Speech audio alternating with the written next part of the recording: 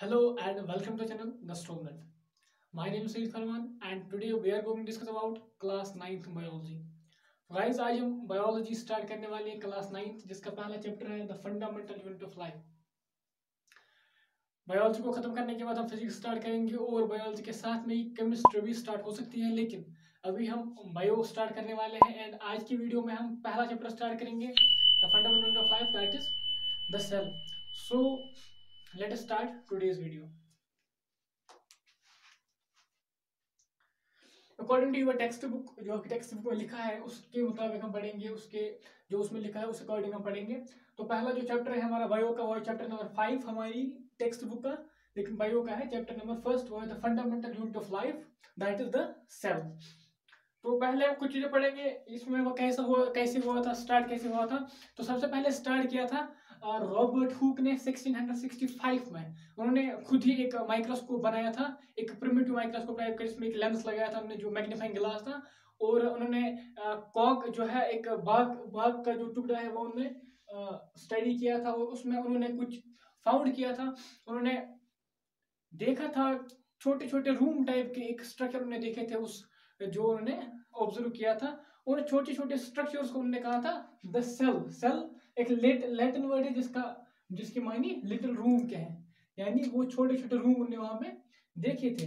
Actually उन्होंने देखा था, उन्होंने एक्चुअली सेल वॉल्स देखे थे. Cell walls actually dead cell देखे थे, क्योंकि बाग जो है वो डेड होता है. तो उन्होंने क्या देखा था, उन्होंने डेड सेल्स देखी थी, उनके जो सराउंडिंग में जो सेल वॉल था उन्होंने वही देखा था. और उन्होंने फिर कॉइन किया था कि जो भी एक स्ट्रक्चर है उसमें छोटे छोटे रूम टाइप के स्ट्रक्चर होते हैं जिनको उन्होंने सेल कहा था.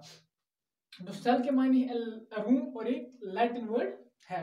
तो पहली चीज ये उन्होंने कब किया था, उन्होंने किया था 1665 में. 1665 में रॉबर्ट ब्राउन आए थे. उन्होंने ऑब्जर्व किया था thin slice of a cork. Thin slice of a cork उन्होंने ऑब्जर्व किया था under his self made microscope and discovered the cell. Right. He actually saw the cell walls or dead cells. bark of a tree में जो cell walls थे, dead cells थे, उन्होंने वही देखी थी और उन्होंने उनको लिटिल रूम नाम देके सेल कहा था, जिसे मॉडर्न आज के लैंग्वेज में सेल कहते हैं. उसके बाद ये चलता गया, पहली डिस्कवरी यही थी जो थोड़ी सी भी थोड़ा सा हमें क्लू मिला था कि ऑर्गेनिज्म सेल्स है. तो पहली डिस्कवरी रॉबर्ट हुक की थी 1665 में. उसके बाद आगे हमारे 1674 में आगे एंटोन वॉन लिवनहुक. एंटोन वॉन लिवनहुक ने क्या देखा, उन्होंने देखा था लाइव सेल्स. फर्स्ट सा एंड डिस्क्राइब लाइव सेल. उन्होंने लाइव सेल जो जिंदा सेल्स थी उनको डिस्कवर किया था, यानी कि उन्होंने यूनिसेल्युलर ऑर्गेनिज्म को देखा था. और तब हमें ये पता चला कि यूनिसेल्युलर ऑर्गेनिज्म सिंगल सेल भी हो सकते हैं, मल्टीसेल्युलर हो सकते हैं, लेकिन उन्होंने जो देखा था वो यूनिसेल्युलर ऑर्गेनिजम्स थे. तो उन्होंने क्या किया था, डिस्कवर लाइव सेल्स. ये पॉइंट सारे आपके टेक्स्ट में लिखा है, तो आपको ये याद होना चाहिए. आप डेट याद रखें, किसने डिस्कवर किया, कब डिस्कवर किया और किसने डिस्कवर किया, ये आपको याद रहना चाहिए, क्योंकि ये आपके ऑब्जेक्टिव भी पूछ सकते हैं आपसे और क्वेश्चन में भी आ सकता है. नेक्स्ट हमारे आगे थे रॉबर्ट ब्राउन. रॉबर्ट ब्राउन ने क्या किया, 1831 में उन्होंने डिस्कवर किया था nucleus of the cell was discovered by Robert Brown in 1831.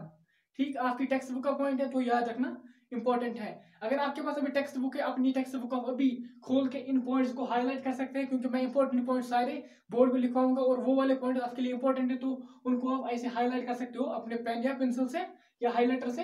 तो वो नेक्स्ट टाइम जब आप पढ़ोगे तो आपके लिए इजी होगा.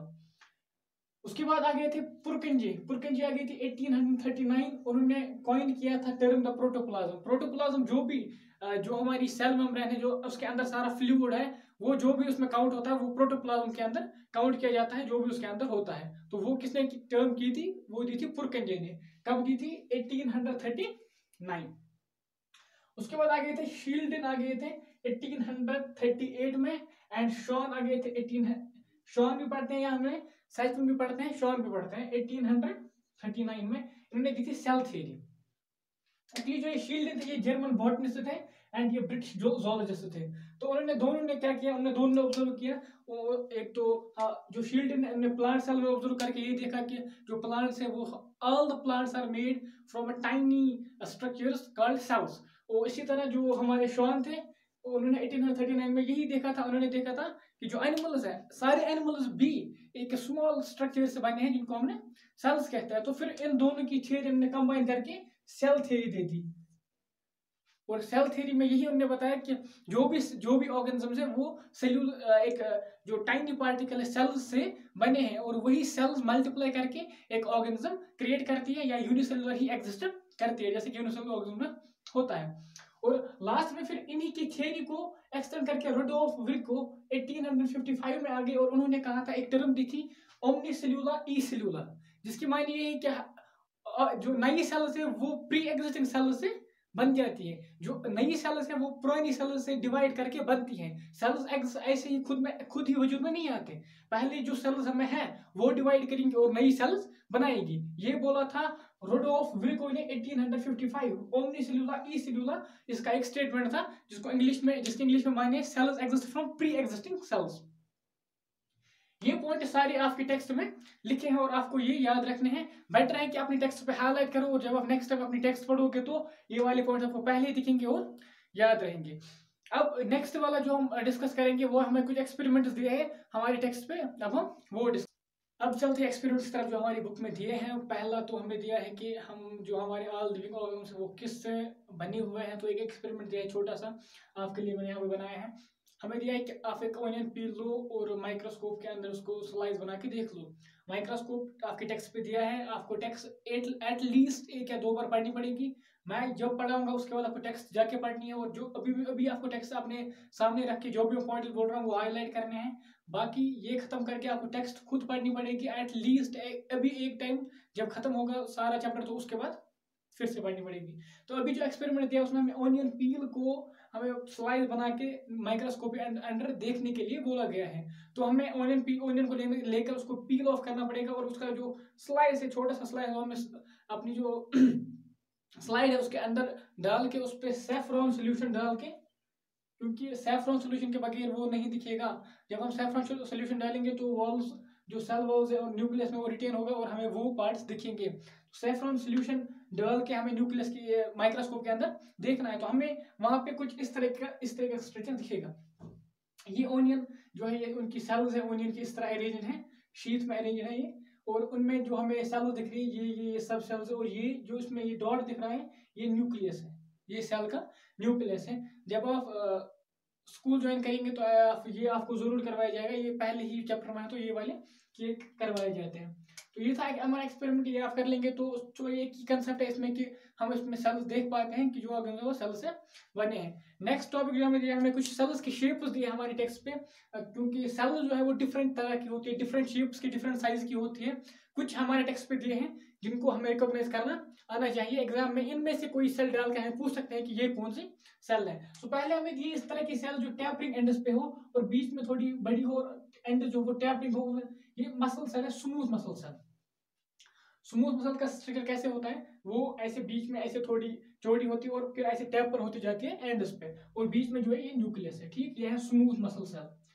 और जो ये पार्ट है सारा ये वाला, ये है हमारी ब्लड सेल्स। ब्लड सेल्स में ये आप मान सकते हैं ये आरबीसी है, क्योंकि यहाँ पे एनिमेशन तो ऐसा नहीं होगा। ये और जो रेगुलर न्यूक्लियस यहाँ पे बनाया है ये डब्ल्यूबीसी, ये प्लेटलेट्स एक्स्ट्रा जो भी हमारी ब्लड में सेल्स होती है ये उस तरह की है, उनको हम ब्लड सेल्स कलेक्टिवली कहते हैं ब्लड सेल्स, ठीक। RBC, WBC, platelets etcetera. ये जो आपको यहाँ पे स्ट्रक्चर दिख रहा है ऐसे जो रेगुलर वॉल साइज है उसकी, वो है बोन सेल। बोन सेल जो है उसका स्ट्रक्चर ऐसे होता है। सेल्स को आपको रिकॉग्नाइज करना आना चाहिए, अपनी बुक पे आप अभी देख रहे होंगे ये सेल्स ऐसी हैं। और ये जो है ये ओवम है और ये स्पर्म की स्ट्रक्चर है। ये हमारी फैट सेल है, यहाँ पे इसके न्यूक्लियस साइड में जो है उसमें ऑयल जो है वो स्टोर होता है, और न्यूक्लियस जो है वो पेरिफेरी की तरह पुश होता है, और यहाँ पे ऐसा स्ट्रक्चर बनता है फैट सेल में।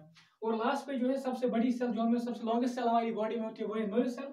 ये हमारी नर्व सेल है, यहाँ पे इसके यहाँ पे डेंड्राइट्स है, ये सेल बॉडी इसकी न्यूक्लियस है, यहाँ पे इसका यहाँ पे एंडिंग्स है, यहाँ पे जो बाकी चीजें हैं माइलिन वो आप खुद पढ़ोगे जब आपको वो 10th में आओगे तो आपको ये नर्व डिटेल में पढ़ाई जाएगी। अभी आपको याद रखना है कि नर्व सेल की शेप ऐसी होती है, ये लॉन्गेस्ट सेल है हमारी बॉडी में। तो ये इस वाली स्लाइड में इतना था। तो अब हम जो डिस्कस करेंगे वो है ये वाला हमारे हमसे डिस्कस हो गया। अब हमारा जो नेक्स्ट टॉपिक दिया है हमारी टेक्स्ट में वो है सेल्स के पार्ट्स, ठीक है। हमें सेल को तोड़ के पढ़ना है कि सेल में सबसे पहले क्या होता है, उसके बाद क्या होता है, उसके बाद क्या होता है, ठीक। क्योंकि हम अभी बायो में हैं तो सेल की जो सबसे पहले पार्ट हमें पढ़ेंगे, पहला हमारा जो दिखेगा वो है सेल वॉल। सबसे प्लांट सेल में सबसे लास्ट पे जो होता है हर एक प्लांट सेल में एंड फंगे में सबसे बाहर जो होता है वो होता है सेल वॉल। ठीक, सेल वॉल होता है खाली प्लांट्स में, एनिमल्स में सेल वॉल नहीं होता है। अगर हम एनिमल सेल पढ़ेंगे तो हम सबसे पहले स्टार्ट करेंगे प्लाज्मा मेम्ब्रेन। प्लाज्मा मेम्ब्रेन सबसे पहले स्ट्रक्चर होता है एनिमल सेल में। ठीक, तो हम स्टार्ट करेंगे पहले plasma membrane. Now before discussing plasma membrane हम कुछ और डिस्कस करते हैं जो कि इंपॉर्टेंट है। पहले हम करेंगे पार्ट्स ऑफ सेल, सेल में कौन कौन से पार्ट होते हैं और कैसे होते हैं। ठीक, तो सबसे पहले प्लाज्मा मेम्ब्रेन जो है, पहले हमें दो टाइप के जो पार्ट से मिलेंगे, दो टाइप के। पहले तो कुछ पार्ट जो हर एक सेल में पाए जाते हैं। सपोज प्लाज्मा मेम्ब्रेन जो है वो हर एक सेल में पाया जाता है। जो भी आप सेल देखो चाहे यूकैरियोटिक है प्रोकैरियोटिक है, यूकैरियोटिक और प्रोकैरियोटिक है हम उसके बाद डिस्कस करेंगे। पहले मैं बताना चाहता हूँ आपको सेल्स के पार्ट्स। तो चाहे प्लाज्मा मेम्ब्रेन किसी भी सेल में पाई जाती है, जो भी सेल हो, जिस टाइप की हो, प्लांट की हो, एनिमल की हो, यूकैरियोटिक हो, प्रोकैरियोटिक हो, जो भी हो, हर एक सेल में प्लाज्मा मेम्ब्रेन पाई जाती है। नेक्स्ट, सेल वॉल जो है except animal cells, fungi, plants etcetera में भी पाया जाता है। और ये उसमें भी डिफरेंशिएट नहीं करता कि प्रोकैरियोटिक है यूकैरियोटिक है। अगर प्रोकैरियोटिक सेल है या यूकैरियोटिक सेल है तो दोनों में सेल वॉल हो सकता है। ठीक, न्यूक्लियस हर एक सेल में पाया जाता है, prokaryotic, eukaryotic, animal cell, plant cell, जो भी सेल है उनमें न्यूक्लियस पाया जाता है। एक्सेप्ट जो हमारी मैच्योर्ड आरबीसी होती है या CO2 एलिमेंट्स होते हैं, वो आप आगे जाके पढ़ लोगे। साइटोप्लाज्म हर एक सेल में पाया जाता है, जिस टाइप के भी सेल है, जो भी सेल है, साइटोप्लाज्म हर एक सेल में होता है। नेक्स्ट है सेल ऑर्गेनेलीज। ये सेल ऑर्गेनेलीज वो पार्ट्स है जो खाली एनिमल सेल में यूकैरियोटिक सेल में पाए जाते हैं। वो पार्ट्स है जो खाली यूकैरियोटिक सेल में पाए जाते हैं, प्रोकैरियोटिक सेल में सेल ऑर्गेनेलीज नहीं होती। तो सबसे पहला हमारा आएगा एंडोप्लाज्मिक रेटिकुलम। एक एक करके इन सबको हम पढ़ लेंगे। Golgi bodies, lysosomes, mitochondria, plastids and vacuoles. That's it. ये वाले सेल ऑर्गेनेलीज खाली यूकैरियोटिक सेल में पाए जाते हैं, प्रोकैरियोटिक सेल में नहीं होते। नाउ मैं आपको बताता हूँ प्रोकैरियोटिक सेल और यूकैरियोटिक सेल में क्या डिफरेंस और क्या होता है। तो यहाँ पे हमें प्रोकैरियोटिक सेल और ये है यूकैरियोटिक सेल। ठीक, हमने डिफरेंशिएट करके एक टेबल में इनको डिफरेंशिएट किया है, लेकिन पहले मैं आपको ऐसे जानने बताऊंगा।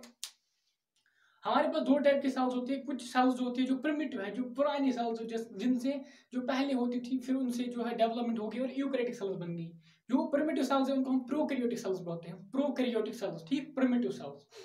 उनमें क्या होता है, वो जनरली एक तो उनका साइज स्मॉल होता है, 1 to 10 माइक्रोमीटर। माइक्रोमीटर होता है 10⁻⁻6 मीटर। ठीक, इतनी छोटी होती है, 1 to 10 माइक्रोमीटर उनका साइज होता है, तो बहुत ही छोटी होती है। अगर हम इसके यहाँ पे देखिए यूकैरियोट का साइज क्या होता है, वो होता है 5 to 100 माइक्रोमीटर साइज में उनसे बड़ी होती है। ठीक, नेक्स्ट है nucleus not surrounded and is known as nucleoid. जो प्रोकैरियोटिक सेल्स होती है उनका न्यूक्लियस सराउंडेड नहीं होता किसी मेम्ब्रेन से, ऐसी जो साइटोप्लाज्म है उसमें ऐसे क्रोमोसोम पड़ा रहता है और उसे हम न्यूक्लियस कहते हैं। वहां पे उस न्यूक्लियस को हम नाम देते हैं न्यूक्लियोइड। ठीक, न्यूक्लियोइड है, वहां पे उसको नाम देते हैं। वो सराउंडेड नहीं होता है, वो अनसराउंडेड होता है एंड ऐसे ही साइटोप्लाज्म में जो है फ्लोट करता रहता है। ठीक, और उसको हम न्यूक्लियोइड बोलते हैं प्रोकैरियोटिक के केस में। यूकैरियोटिक के केस में हमें जो न्यूक्लियस है वो वेल डिफाइंड मिलता है। उसका एक वॉल होता है, डबल मेम्ब्रेन वॉल होता है विद पोर्स, न्यूक्लियर मेम्ब्रेन से हम कहते हैं, उससे वो सराउंड होता है और एक पर्टिकुलर साइज में हो, एक पर्टिकुलर जगह पे रहता है, ज्यादा फ्लोट नहीं करता है सेल में इसकी तरह। वो एक इसकी तरह नहीं होता, वेल डिफाइंड होता है। ठीक, उसकी अलग एक मेम्ब्रेन होती है, अलग अपना जो न्यूक्लियोप्लाज्म होता है और वो साइटोप्लाज्म से सेपरेट होता है। जो प्रोकैरियोटिक में होता है वो एक सिंगल क्रोमोसोम होता है। पहले बता चुका हूं मैं, वो सिंगल क्रोमोसोम की तरह बिहेव करता है और सिंगल क्रोमोसोम होता है और एक ही क्रोमोसोम होता है जो ऐसे बीच में ऐसे ऐसे आप एक्सटेंड करोगे तो ऐसे एक क्रोमोसोम है। लेकिन जो अगर हम देखेंगे यूकैरियोटिक में मनी क्रोमोसोम हो सकते हैं, एक भी हो सकता है लेकिन मनी भी हो सकते हैं। यूकैरियोटिक में ये पॉसिबिलिटी है, प्रोकैरियोटिक में खाली एक होगा, हमेशा ऑलवेज एक होगा। मेम्ब्रेन बोर्न ऑर्गेनेलीज एब्सेंट।